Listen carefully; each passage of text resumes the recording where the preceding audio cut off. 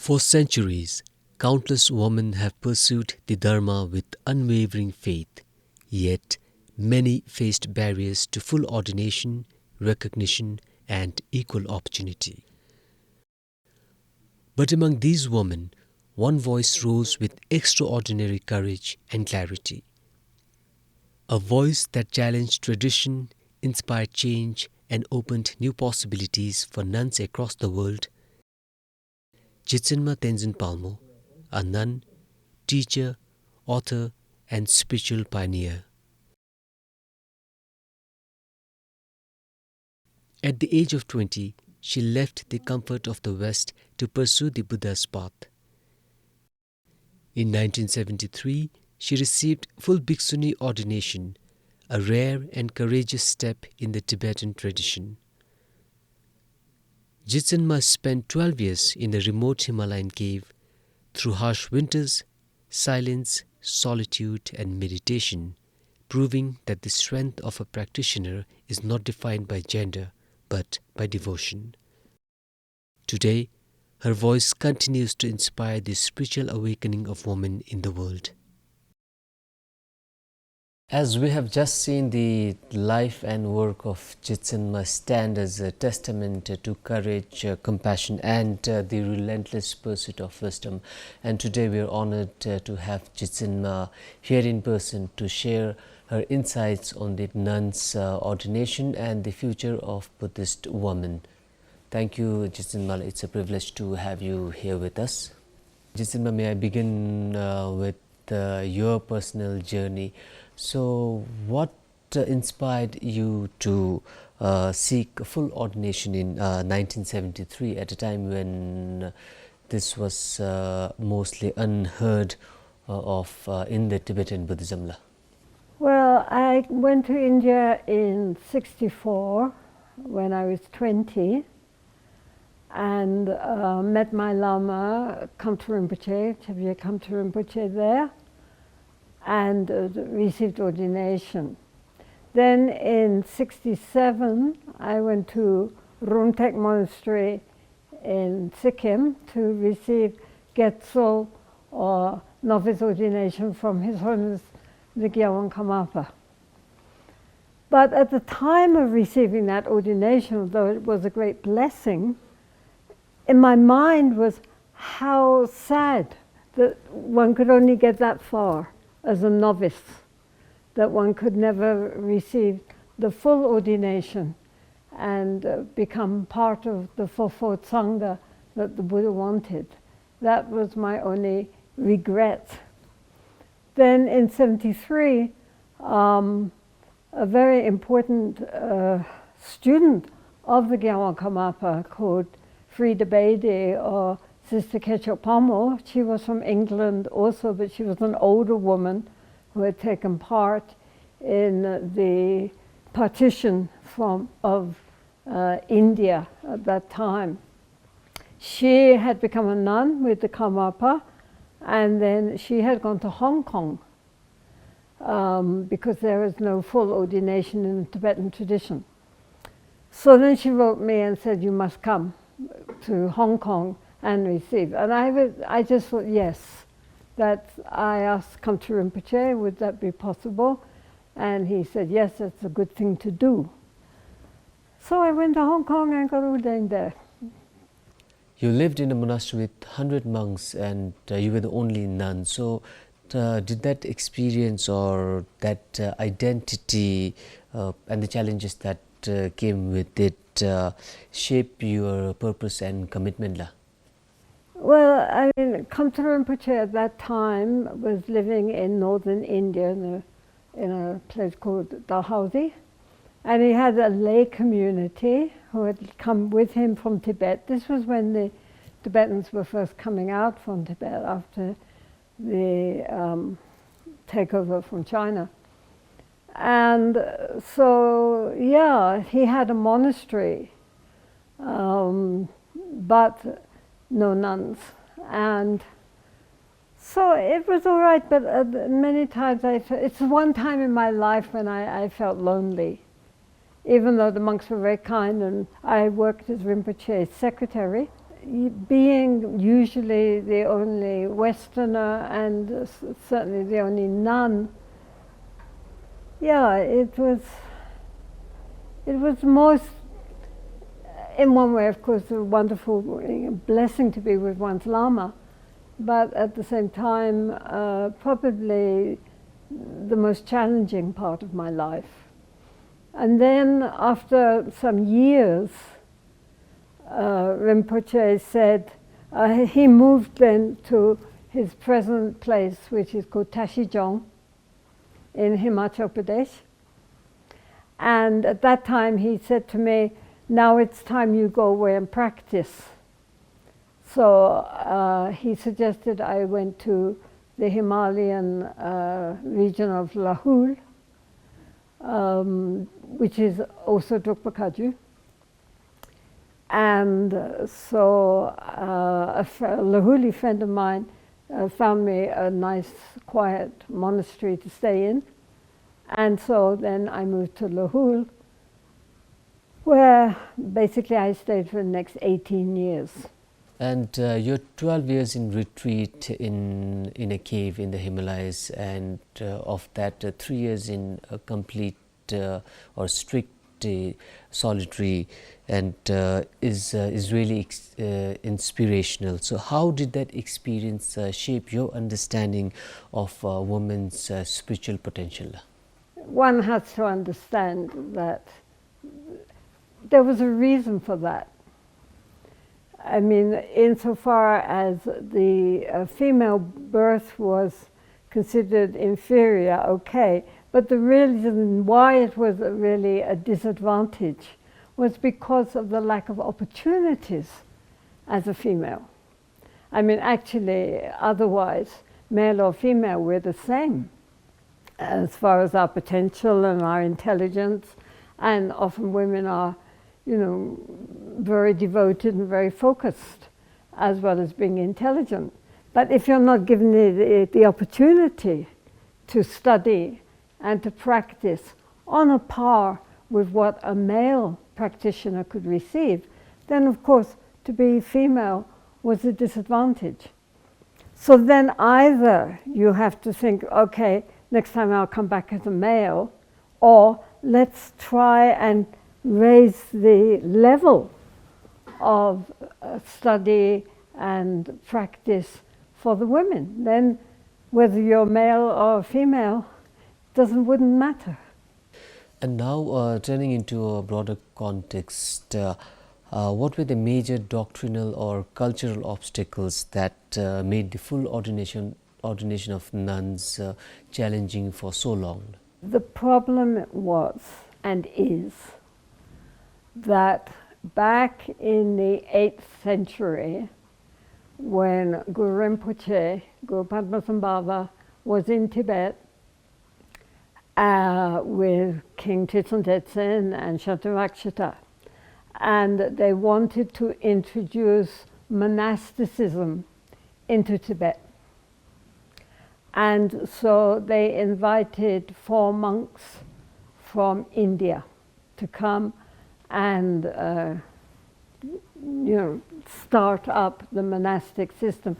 Unfortunately, they didn't invite nuns, with the result that up to the present day, no fully ordained nuns were women just were given. The monks gave the novice ordination, which was very kind of them, because according to Vinaya, they didn't need to do that. But they would not give the full ordination because they said there are no nuns. And so people didn't really think about it. One thing is that nuns were not educated, usually, to the standard that the monks were. There were no geshe-ma, right? There were no kenmos. And so therefore, the study of the Vinaya would have been very difficult to these women who were only semi-educated.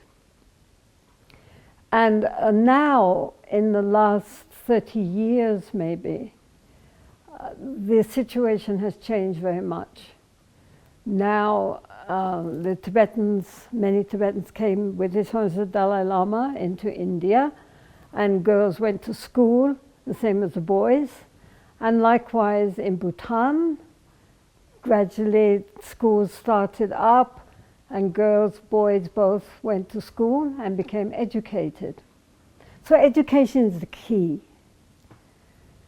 And so therefore, because the girls became educated in the secular world and went on to college and became teachers and doctors and all sorts of, just the same as the boys, therefore the question came, well, if in the secular world girls can be shown how intelligent they are, then why are the nuns being overlooked?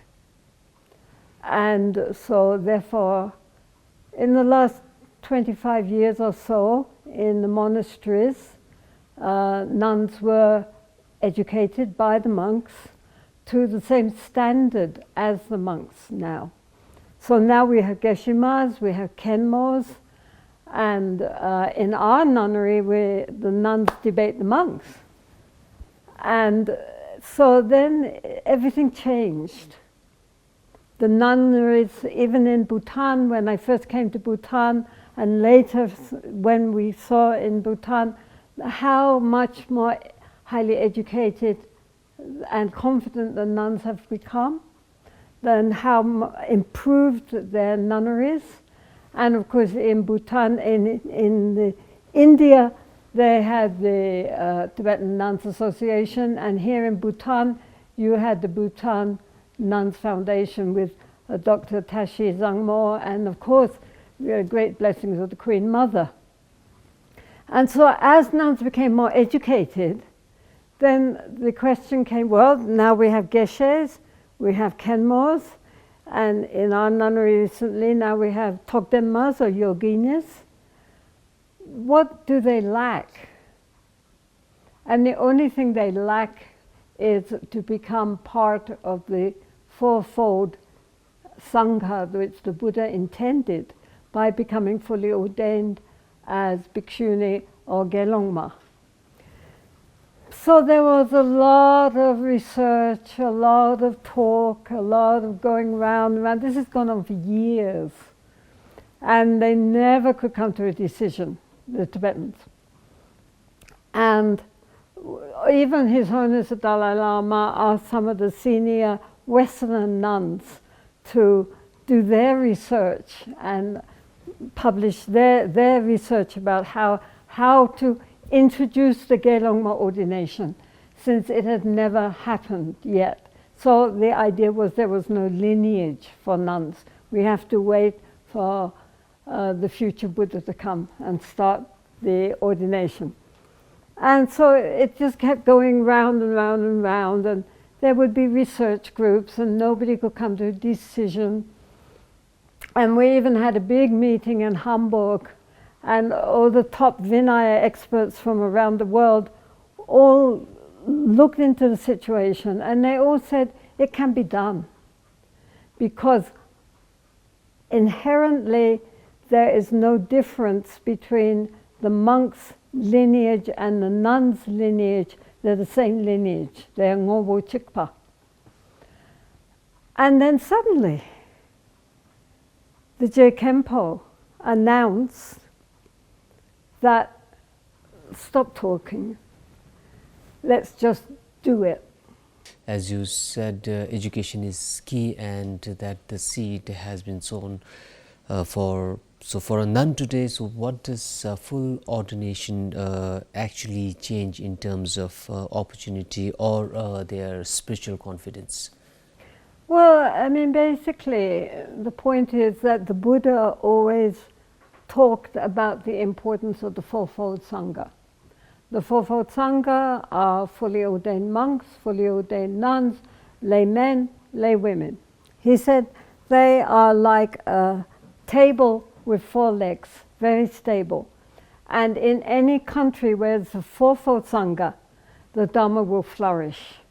He never talked about a threefold Sangha or 𝗃𝗏𝗃𝗃 right? He always emphasized the importance. And it's something you can't, you can't describe. People say, well, what difference does it make? But for the person concerned, it makes an incredible difference. There's just this sense that now you really are part of the Buddhist Sangha. So, I mean, when you talk with the nuns who have just got ordained, I mean, many of them are crying because they just feel so, oh, finally, that one of them said, I always used to pray that I would come back in a male body so that I could become properly ordained. Now I don't need that.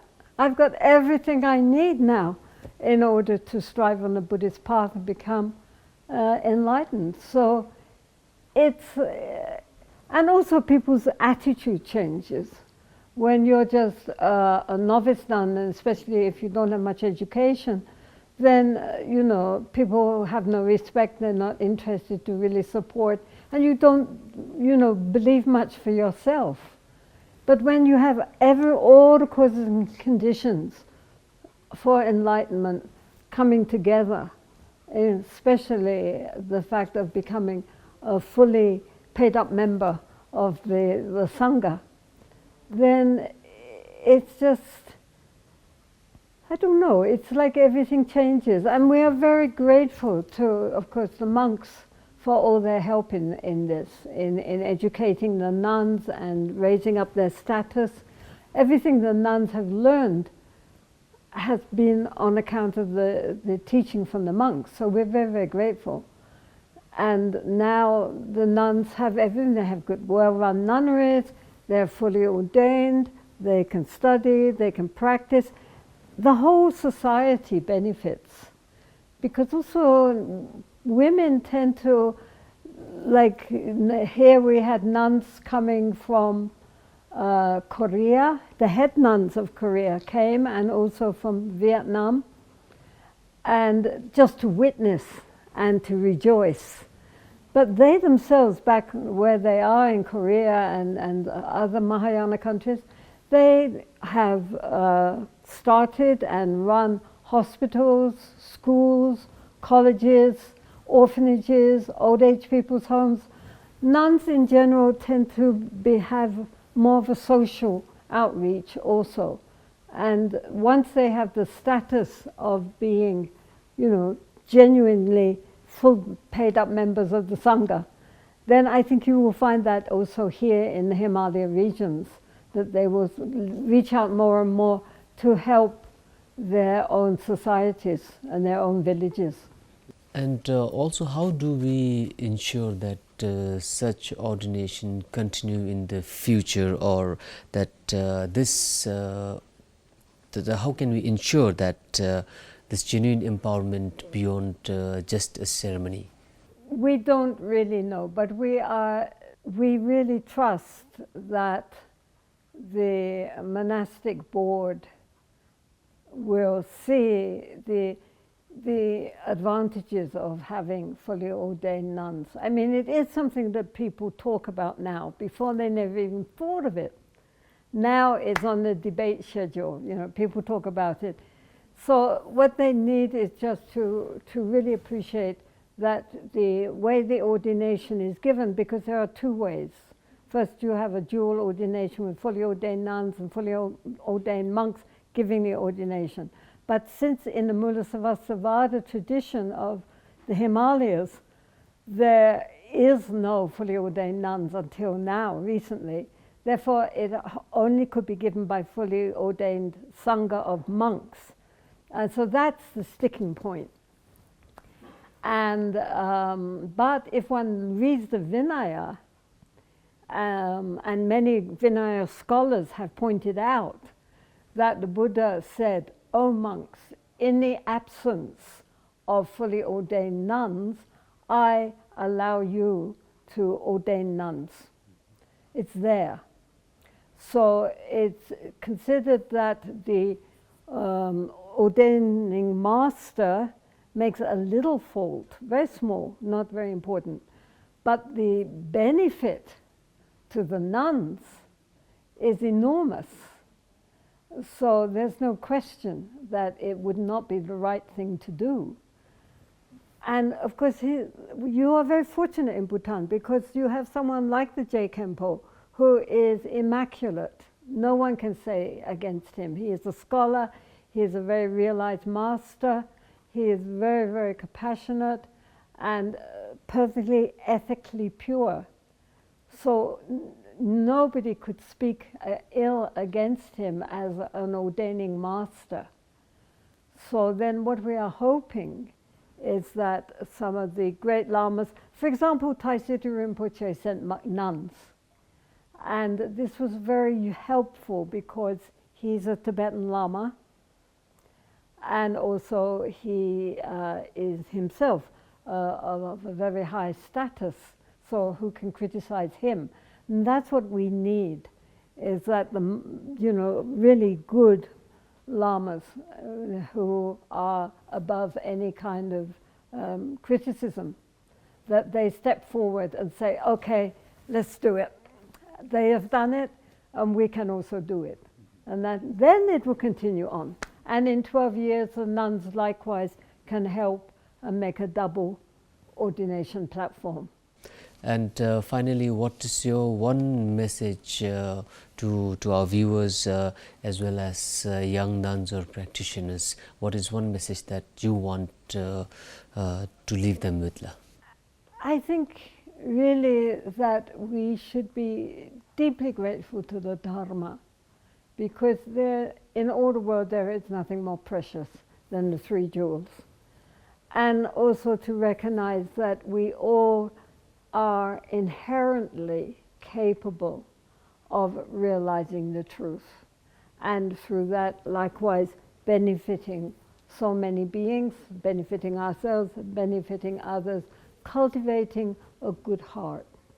No other spiritual path is more clear about how to cultivate a good heart. And we should be deeply, deeply grateful that we have met with the Dharma in this lifetime, and to practice so that, when death comes, we have no regrets, because we didn't waste this life, but we use the Dharma as a focal point in all our interactions with all beings.